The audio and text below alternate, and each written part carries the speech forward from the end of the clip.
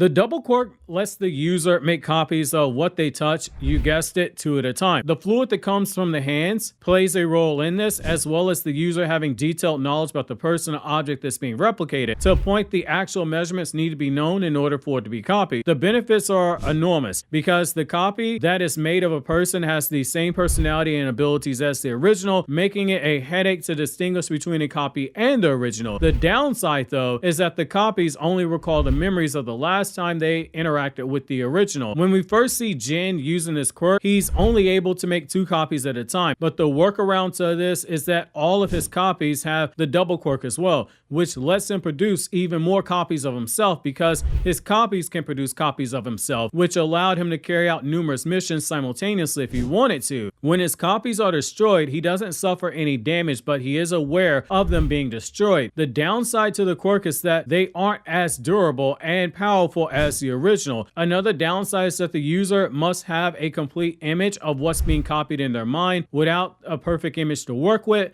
the copies won't last as long, which speaks to the intelligence that Twice has. Jin also needs to have detailed information about objects being copied down to their composition and structure, or else he'll suffer the same problem. Another downside is that the copies have their own autonomy, so if they don't want to do something, they don't have to, and the clones of other people need to be a match of the last condition of the target. So if someone has a broken arm when they're being copied, then the copy will also have a broken arm as well.